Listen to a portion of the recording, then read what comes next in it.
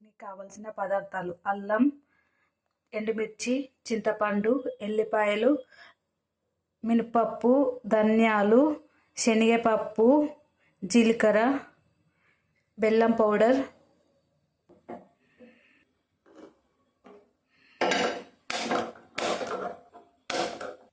Three table spoon oil,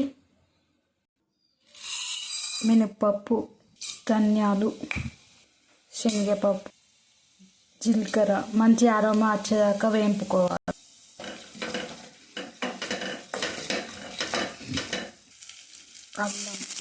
అల్లం పచ్చివాసన పోయేదాకా వేయించుకోవాలి. నెక్స్ట్ ఎండుమిర్చి వేయించుకోవాలి. నానబెట్టుకున్న చింతపండు ఇందులో వేయాలి గ్రైండర్ పట్టేటప్పుడు. ఎల్లిపాయలు, బెల్లం పౌడర్, గ్రైండర్. ఇప్పుడు సాల్ట్ తగినంత.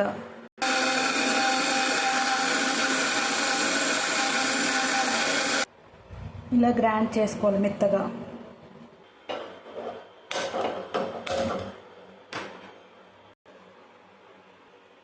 ఆయిల్ పోసుకొని శనగపప్పు, ఆవాలు, జీలకర్ర, ఇంగువ,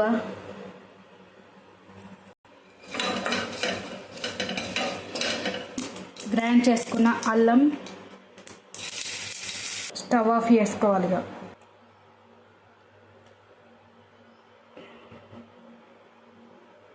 అల్లం చట్నీ రెడీ.